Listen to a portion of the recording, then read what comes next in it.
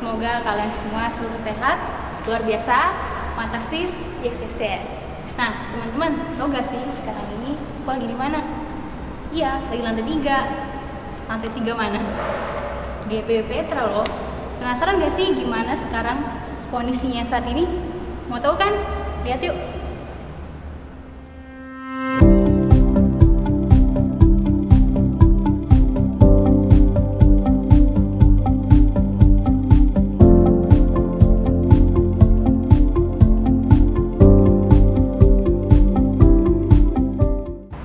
Teman-teman, tadi itu adalah kondisi Gereja Petra lantai 3. Teman-teman udah belum untuk ikut berpartisipasi dalam pembangunan? Nah, partisipasinya itu bukan dalam hal materi aja kok. Nah, mau tahu kan nextnya kayak gimana? Partisipasi dalam hal apa? Yuk, stay tune terus ya. Selamat pagi Pak Nita. Pagi. Bagaimana nih Pak kabarnya? Baik. Udah lama ya Pak nggak gereja bareng-bareng? Ya. Kita pada hari ini teman-teman, kita akan ngobrol bareng sama Pak Pendeta Adrian Wangkai. Nah Pak, sekarang ini kan kita lagi di lantai 3 Gereja Petra nih Pak. Nah ini juga tadi saya udah lihat gimana kondisi keadaan Gereja Petra sekarang lantai 3 ini. Sekarang kan prosesnya udah lumayan nih Pak. Ya. Tapi setiap proses pembangunan ini juga nggak terlepas dari kasih karunia Tuhan yang selalu menyertai dan juga bantuan dari setiap jemaat-jemaat Ya. membantu Pak. Nah, gimana nih Pak kalau misalkan ada teman-teman kita yang mau ikut berpartisipasi yang sedang nonton ini nih Pak? Gimana sih Pak caranya? Udah. Oke, yang pertama saya jelaskan dulu ya. Lantai 3 ini pemanfaatannya untuk kantor majelis jemaat. Jadi aktivitas administrasi itu di sini di lantai 3. Nah, tetapi dia tidak hanya penuh kantor. Jadi contohnya di bagian sebelah sana itu nanti kita bikin chapel namanya, tempat ibadah. Inilah ruang kantornya, gitu ya. Jadi Office desk-nya tuh ini. Nah, tapi di sana itu ada ruang-ruangan. Nah, antara lain ruang pekat, ada ruang PHM, ada ruang pendeta. Jadi peruntukannya itu multipurpose ya, banyak fungsi. Tapi intinya ya kantor. Nah, apa yang diharapkan? Ini sebenarnya prosesnya sudah selesai, hanya karena COVID kita tertunda. Jadi kemungkinan ini sampai akhir bulan Agustus semoga bisa selesai. Apa yang diharapkan? Nomor 1 doa. Anak-anak GB didoakanlah semoga prosesnya ini berjalan dengan baik. Yang kedua itu perannya itu nanti ya tolong dirawat kalau dia sudah selesai, itu aja. Sih Pak. Ya kalau partisipasi ini kan semua uang jemaat juga yang dikasih dalam bentuk topangan doa, topangan dana. Ya, oke. Berarti selain itu bantuin doa juga ya dari teman-teman kita. Ya, terutama itu. Nah teman-teman dengar kan, jadi kalau selain dari materi, kita juga bisa untuk membantu dalam doa agar setiap proses pembangunan ini dapat berjalan dengan lancar. Oke. Terus sesuai nih sama tema kita kali ini, Ya. ayo kita masuk dulu ke dalam pembacaan kita hari ini. Namun sebelumnya kami minta kesediaan Bapak untuk memimpin dalam doa. Baik, mari kita berdoa. Terpujilah Allah di dalam Yesus Kristus, Tuhan dan Juru Selamat. Pada saat ini Tuhan, di tempat ini kami membuka Alkitab dan merendahkan diri di hadapan Tuhan untuk Tuhan bersabda, dan dengan kekuatan Roh Kudus Tuhan mengarahkan hati dan pikiran sehingga kami hanya terfokus kepada firman itu saja. Siapkanlah hamba-Mu, siapkanlah kami semua yang mendengarkan firman ini di dalam kuasa kasih Yesus Kristus, Tuhan dan Juru Selamat kami yang hidup. Amin. Nah, Sobat Muda, bacaan kita pada hari ini adalah dari Kejadian 14 ayat 17 sampai dengan yang ke-20. Kita bacanya silih ganti ya Pak? Ya, kita mulai ya. Setelah Abram kembali dari mengalahkan Kedorlaomer dan para raja yang bersama-sama dengan dia, maka keluarlah Raja Sodom yang menyongsong dia ke lembah Syawe, yakni lembah raja. Melkisedek, Raja Salem, membawa roti dan anggur. Ia seorang imam Allah yang maha tinggi. Lalu ia memberkati Abram, katanya, diberkatilah kiranya Abram oleh Allah yang maha tinggi, pencipta langit dan bumi. Dan terpujilah Allah yang maha tinggi, yang telah menyerahkan musuhmu ke tanganmu. Lalu Abram memberikan kepadanya 10 dari semuanya. Demikianlah pembacaan Alkitab buat kita pada saat ini. Terpujilah Kristus, haleluya. Saya mau nanya nih Pak, Ya. Dari bacaan yang tadi itu, konteksnya itu apa sih Pak dari bacaan ini? Jadi kalau itu yang ditanya, kita mesti baca keseluruhan dari pasal 14 yang mulai dari ayat 1 Sampai ke 24. sampai ke ayat ke-24. Dengan begitu kita mendapatkan dua hal. Yang pertama, ini cerita terkait dengan seperti judul yang diberikan oleh Lembaga Alkitab Indonesia, Abram mengalahkan raja-raja di timur dan menolong Lot. Nah, perhatikan ya, Abram itu masih digunakan istilahnya masih tunggal Abram, belum jadi Abraham. Nah, artinya Abram ini dipersiapkan Tuhan untuk beranak cucu, lalu nanti jadi berkat bagi bangsa-bangsa yang lain. Nah, dalam konteks itu maka Abram itu berhadapan dengan banyak suku, banyak bangsa-bangsa yang lain. Dan karena Israel pada waktu itu belum bisa disebut satu bangsa, tapi sebuah kaum. Kaum itu artinya ada satu orang tua, dalam hal ini Abraham, dan dia menjadi pemimpin dari kaum atau keluarga. Keluarga itu keluarga yang besar. Dan berkumpullah beberapa keluarga itu dan dia menjadi ketua Bani Israel, istilahnya begitu. Nah, latar belakang kitab Kejadian 14 ini ditulis untuk menjelaskan seperti yang ditulis di ayat 15. Dan pada waktu malam berbagilah mereka, ia dan hamba-hambanya itu untuk melawan musuh. Mereka mengalahkan dan mengejarkan musuh sampai ke Hoba di sebelah utara Damsyik. Artinya antara saya yang percaya sama Tuhan dengan orang yang tidak percaya sama Tuhan itu kemudian berhadap-hadapan. Nah, peperangan yang dimaksudkan itu adalah untuk menunjukkan siapa yang lebih hebat, kuasa Allah siapa gitu ya. Ketika Abraham berhasil mengalahkan Kedorlaomer ayat 17 dan para raja yang bersama-sama dengan Kedorlaomer itu, maka ada reaksinya. Jadi Melkisedek ini seorang raja, tapi juga dia itu imam, yang disebutkan imam Allah yang maha tinggi.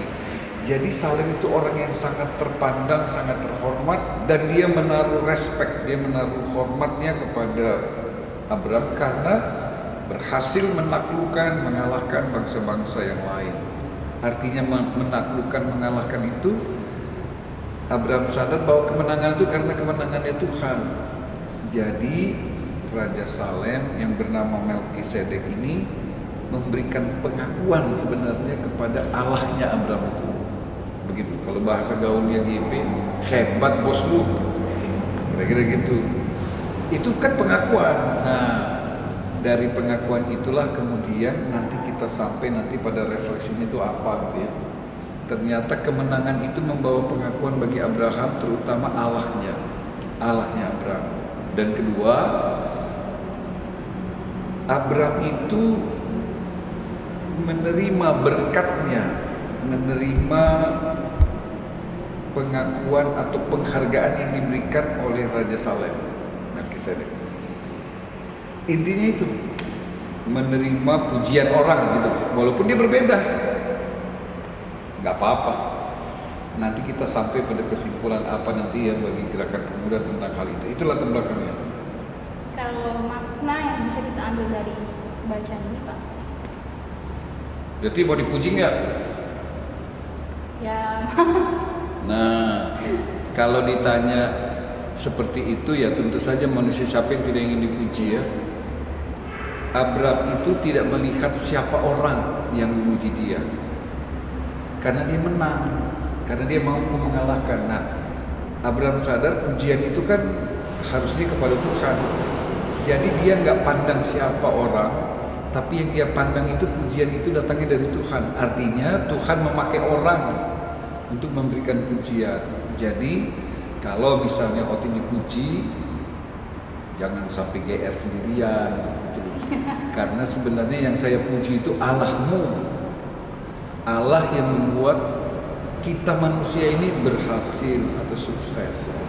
Jadi bahwa ada peran manusia di dalam peperangan itu diakui iya. Tapi peperangan itu kan dikasih Tuhan. Karena kalau dia kalah bagaimana coba? Kalau dia takut itu bagaimana? Nah, jadi Abraham itu terbuka untuk menerima pujian dari Raja Salem, sekalipun Raja Salem itu tidak percaya kepada Allah. Kira-kira begitu ya. Itu dia. Lalu yang terakhir nih Pak, apa sih pelajaran yang bisa diambil dari ayat ini untuk Ada dua. pemuda? Ada dua ya pelajaran yang bisa dipetik dari bacaan kita ini bagi gerakan pemuda. Yang pertama, kita ini hidup selalu berrelasi namanya, berinteraksi satu dengan lainnya. Nah, tolong diperhatikan, dalam kita berrelasi itu ada hukum yang berlaku. Hukum di gereja atau hukum dalam kekristenan itu ialah kasihilah sesama manusia. Perhatikan baik-baik. Kasihilah sesama itu tidak dipersoalkan siapa orang itu. Mau satu suku, mau satu agama, mau satu hobi, mau apapun, nggak dipersoalkan. Pesan yang pertama, jangan membeda-bedakan orang. Siapapun dia harus terbuka, gitu ya. Pikiran, perasaan, dan sikap itu menyatu untuk selalu terbuka. Bahasa hebatnya itu sikap orang Kristen yang diwakili oleh seorang pemuda itu sikapnya harus inklusif, terbuka, bukan eksklusif menutup diri. Itu satu. Pelajaran dari Abraham itu ialah dia terbuka kepada siapapun, termasuk Raja Salem. Bahwa Raja Salem itu tidak percaya sama Tuhan itu urusan yang lain. Kalau ada orang yang memuji, Abraham juga tidak merasa bahwa pujian itu pujian yang membutakan mata, membutakan hati sehingga jadi sombong, tidak. Nah, sikap seorang pemuda itu dalam keterbukaannya dia pada orang lain itu karena ada prinsip hukum yang mengikat, kasihilah sesamamu. Nah, kasih sesamamu itu ukurannya seperti kita mengasihi Tuhan itu ada tiga. Kasihlah Tuhan Allahmu dengan segenap hati, jiwa, dan dengan segenap hatimu, dengan segenap akal budimu. Tiga itu ya.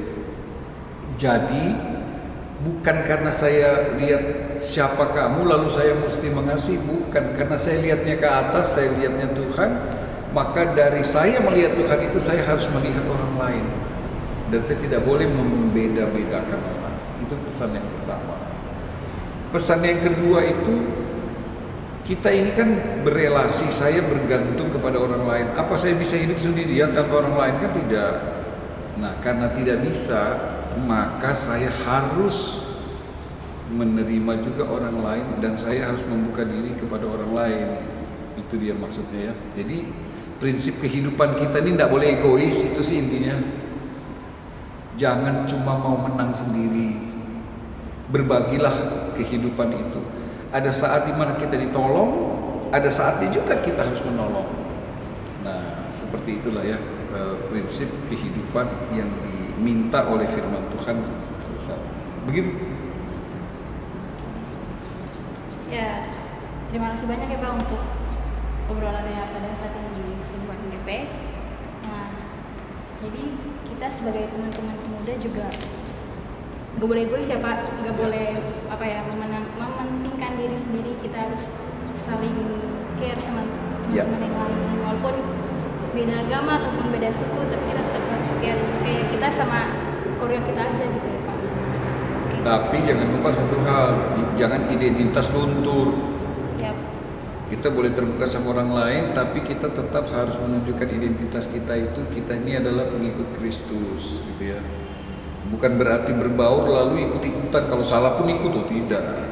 Itu prinsip kekristenan itu harus tetap dipertahankan. Oke. Oke, terima kasih banyak Pak untuk waktunya, dan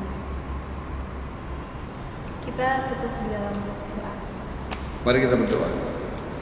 Terpujilah Engkau, Yesus Kristus, Tuhan dan Juru Selamat kami.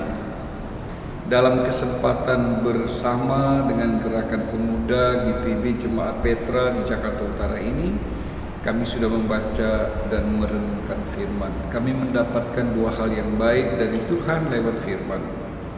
Kami terbuka kepada orang lain. Prinsip kasih berlaku, yaitu kami mengasihi orang lain tanpa mempersoalkan siapa orang itu, dari mana orang itu, dan bagaimana kehidupan orang itu. Prinsip kasih secara filia artinya kasih persaudaraan yang mendambakan cinta kasih, kejujuran, ketulusan, keterbukaan. Biarlah ini kami miliki sebagai Gerakan Pemuda, dan oleh karena itu hal yang kedua adalah kehidupan ini tidak boleh jadi egois. Kami hanya mementingkan kepentingan diri, atau hanya mau ketika ada kepentingan kami peduli. Ketika tidak ada kepentingan apapun, kami juga mengabaikan prinsip persaudaraan atau pertemanan. Tuhan, ajarkan Gerakan Pemuda untuk senantiasa jauh dari pikiran, perasaan, dan sikap egois. Dan dalam keterbukaan kami kepada Tuhan, biarlah kami pun diberkati, karena kami mau mewujudkan kehidupan yang baik, kehidupan yang benar, kehidupan yang jujur, mau menghormati orang lain dan menghargai orang lain. Terima kasih untuk kebersamaan. Tuhan memberkati pengurus Gerakan Pemuda dan segenap anggota. Sekalipun kami masih dilanda oleh COVID-19 dengan PSBB, pembatasan sosial berskala besar, dan itu yang menyebabkan persekutuan Gerakan Pemuda belum dapat berkumpul beribadah bersama. Tetapi secara online seperti ini kami bersyukur Tuhan memberi kami kesempatan untuk berbagi firman. Karena itu berkatilah acara ini, berkati pengurus, berkati seluruh anggota, berkati kerja dan kinerja, berkati semua rancangan-rancangan pelayanan di GPIB Jemaat Petra di Jakarta Utara ini. Tuhan memberkati proses penyelesaian pembangunan gedung gereja Petra ini, lantai 3, lantai 4, dan lantai 5, dengan cara Tuhan, dengan berkat Tuhan, dengan segala daya upaya, doa, dan dana kami dapat menyelesaikannya. Terima kasih untuk kesempatan berada di tempat ini. Tuhan memberkati kami semua. Kami mengucap syukur, kami berdoa kepadamu di dalam nama Tuhan Yesus Kristus, Juru Selamat kami yang hidup, yang telah mengajar kami berdoa. Bapa kami yang di surga, dikuduskanlah namamu, datanglah kerajaanmu, jadilah kehendakmu di bumi seperti di surga. Berikanlah kami pada hari ini makanan kami yang secukupnya, dan ampunilah kami akan kesalahan kami, seperti kami juga mengampuni orang yang bersalah pada kami. Dan janganlah bawa kami dalam pencobaan, tetapi lepaskanlah kami daripada yang jahat. Karena Engkaulah yang empunya kerajaan dan kuasa dan kemuliaan sampai selama-lamanya. Amin. Oke teman-teman, sampai di sini dulu. Jangan lupa nonton di episode lain lagi di minggu depan di channel YouTube GPIB Petra. Semoga sehat teman-teman, Tuhan Yesus memberkati. Nah teman-teman, udah nonton kan keseruan dari Sini Bareng GP? Penasaran untuk episode-episode lainnya? Jangan lupa di like, komen, dan di share juga ya. YouTube channel dari GPIP Petra. Sampai ketemu di episode selanjutnya.